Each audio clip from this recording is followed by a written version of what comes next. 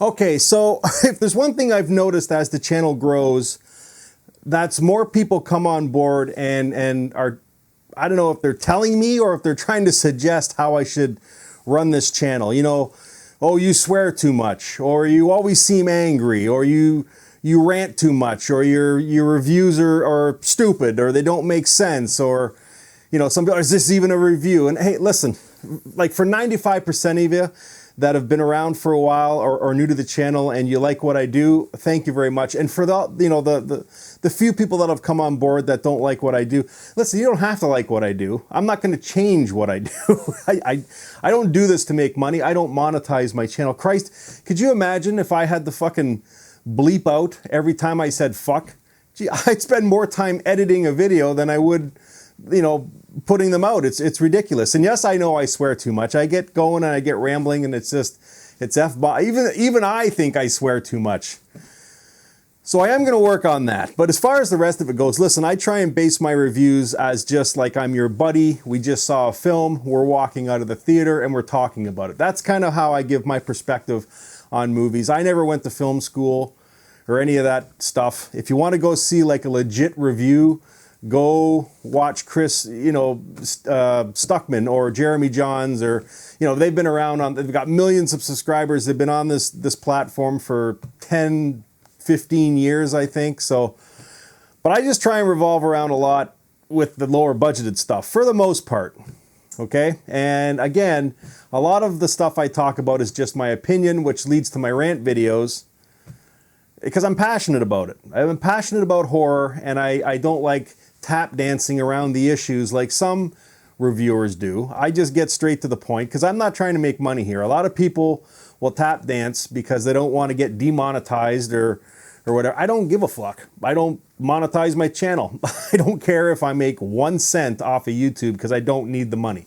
I just love talking about horror, and you guys have to pay for the movies you watch. I'm just here to help you. I'm just trying to let you know whether a movie's good or bad or not. And, you know, if I see like a zombie movie like Strain 100, that's just as stupid as you can fuck, I'm gonna call it that, because it's just a waste of time. It's a waste of time and a waste of money. But I just did a review for the movie Shadow in the Cloud. A lot of people hate that movie. I thought it was okay, and I gave you my reasons why. So anyways, that's what I do here. I don't necessarily break a movie down and, you know, talk about cinematography or the fucking audio or stuff like that. So with me, you just get kind of me as your buddy walking out of a theater, telling you, we were discussing the movie. That's pretty much it. And we jump all over the place, just like I do when I get rambling. Oh, I feel sorry for you guys, man, because honestly, I edit some of my videos and goddamn, I do jump around a lot, don't I? But anyways, listen. Tonight we're talking about Hacksaw. I'm not going to rant about it. I easily could, okay? But I'm going to critique this movie. I'm going to tell you what I liked about it, and I'm going to tell you what I didn't like about it and how I think they might be able to improve on it. There. That'll make all the haters happy, because I'm not going to rant, and I'm going to do my best not to swear, but don't fucking count on it.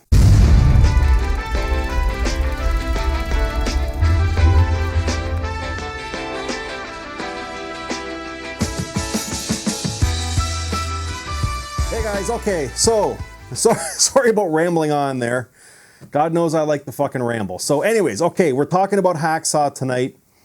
I had a bunch of you ask me about this movie. I think you were asking me because you thought I might rant about it. I easily could. Okay, listen, let's be honest. This honestly isn't that good of a movie, okay? I don't want to offend anybody who was involved in it. You know, sometimes I don't care, but in this case, I think the effort was there, but honestly, it's at the end of the day, it's not a very good movie. It's not. It has potential to be a fucking good movie, okay? And I want to see more from Anthony Leone, who's the writer and director. But I read an interview that he did, and again, you know, I hear this all the time from directors and stuff that do this. It was a zero budget movie. It was, but you know, and it was his first time at a feature length film. He's done some short films, but I wouldn't even call this like a feature length. It's just over an hour, so the runtime isn't that bad. But there's a lot of filler in here. You could easily shave this down to a half an hour and just kept it as a short film. You know what I mean? And then maybe shopped it around like that and hoped for a bigger budget. Like, you know, in his interview that I read, he took inspiration from Tobe Hooper and Texas Chainsaw Massacre and Rob Zombie, and you can definitely see those elements in here. There's definitely a Texas Chainsaw Massacre vibe, and even like a House of a Thousand Corpses vibe in some scenes with some of the characters in here. But you know, and you know, let me read the synopsis because I'm gonna tell you what I liked and didn't like, but I want you to know the synopsis if you haven't seen this movie. So I'll read it quick. A young couple on a road trip take a detour to the site where a notorious murderer, Ed Hacksaw Crow, became an urban legend on the day he was killed many years before. But they quickly find the legend may not be quite as dead as they were counting on. So that's what this story revolves around. Ashley and Tommy, played by Amy Cray and Brian Practic Butler, they're going to tell Amy's parents that they have gotten engaged. So during their road trip to their house, they're going to stop in and visit this building that's going to get demolished where these murders took place by this Ed Hacksaw Crow. So that's the gist of the story. So listen, I might give a few spoilers here just to critique it, but I mean the opening scene and the end scene are the two scenes that I enjoyed the most. Okay, because when they do have gore on the screen, and I don't like, people are saying this is like a really gory movie, and it is for the two scenes, the beginning and the end. But other than that, there's not really any gore in this movie. But I like the fact that he showed everything, okay, because it was almost like, you know, back in the day of old school practical, where I'll use the movie The Wizard of Gore as an example, where you know full well it's a dummy that they're hacking into or sawing into or drilling into. You can see it. And that's the same as this movie. And it just kind of goes with it because it's zero budget. Like, honestly, the opening scene, the killer's like drilling into this girl's vagina, okay?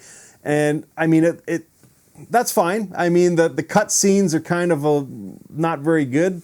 There's a lot of, you know, you get this in a lot of amateurish or amateur style films where they take the murder weapon and it's like they wave it around in the camera for some reason. There's a lot of that going on in here too, and I'm like, what? Like, I thought we were past that. You know what I mean? Like this waving around of the drill or the skill saw, the waving around of the skill saw. And I'm like, no, we don't need the weapon to be waved around before it gets... anyways, but I do appreciate the gore because he showed everything. He didn't hold back, even though it looked fake as fuck, but that's fine. It's a zero budget and I get it. Okay, so the opening scene I'll give them, and the ending scene for the gore didn't hold anything back. It was fantastic, okay? But the rest of the movie, like, you know, the end of the first act, the entirety of the second act, and a good chunk of the third act, like a lot of it just seemed like filler, you know what I mean? And it's just, you know, a good chunk of this movie in the second act especially is when this couple is driving. It's done on a handy cam, okay? There's no need for that because it flashes from narrative to handy cam, and they didn't need to do the handy cam part. I get it was part of the story, but it became annoying. And the conversations that these two were having, again, you know, they were kind of supposed to be like a squabbling couple, and Ashley's supposed to be, you know, the dominant figure, and, you know, she doesn't allow Tommy to do anything and blah, blah, blah. So he has to like beg her to go see this building before it gets torn down. But it becomes annoying really fast. And I don't want to insult anyone here, but it's probably going to come out like that. But when you get a lot of amateurish or amateur actors, you know, when they try to improvise lines, it just doesn't work. Like, a lot of times they just don't know what to say. And I found that was one of the problems in this movie. There's a lot of repetition in the conversations, and it just drags you out of the movie because it's so fucking annoying. You know what I mean? And it's just, like, I understand that they were trying to go for realism, but you have to edit better to nip it down so it doesn't become so annoying. And you want your audience to be, you know, get sucked into the movie, not pushed out. And I just found myself, and I can tolerate a lot, okay? I understand. I know, you know, DUI movie making and low budget, zero budget. God knows I've seen enough. But I mean, that's the other thing too. Like, this is his first time directing, and I want to see more from him as he kind of tightens his craft up a little bit. Hopefully gets a bigger budget. I know he's got another movie coming out. What's it called? Freddy and Mark versus the Dead, I think that's what it's called. And it sounds like it's got a pretty cool idea. I'm excited to see that one, so I'm definitely going to keep my eye out for it. But I don't know, it just could have been edited a lot tighter. There's a lot of scenes too where he just has shots of the outside of the building. And I don't know if he was trying to make the building seem like the building is a character in the movie, but it's just, I don't know, it just didn't gel well from what's going on inside the building. And then there's just like a 10-second shot of the outside of the building. And then we're back in the building again and there's stuff going on. And then there's like a 5-second shot of the outside of the building. And I'm like, I don't understand. Like, I maybe once or twice, but after 6 times of seeing the outside of the building to do cut scenes from what's going on inside, I'm like, what? I don't get it. So, editing definitely could have been way tighter. And then again, it boils down to conversation in the acting. And a lot of this weapon waving stuff, and there was just scenes that didn't need to be in this movie, and dialogue that it just seemed to go like it was, maybe they had their lines and then they were told to improvise a little bit longer, but they just didn't know what to say, and it sounded like it, and I don't know, it just took me out of it. Like, I don't know, you know what I mean? And I'll give this guy props. This is his first time directing a feature-length film, and like I said, it's only an hour. But I mean, I've seen a lot of first-time directors, and I've seen a lot of zero-budgeted movies. Like Cosmos.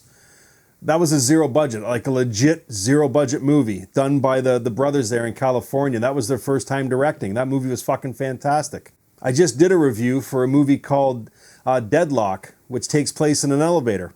Those guys, the cast actually worked for free.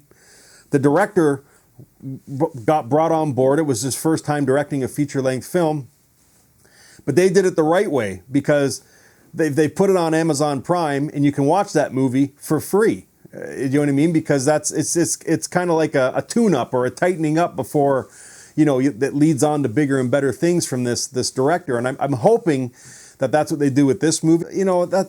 I've seen so many movies that first time and up and coming actors, and it's just, I don't know, everything could have been tightened and a little tighter with the script. And there's no way this movie should have been an hour long. I'm not going to drag this one out, but there's no way this movie could have been an hour long.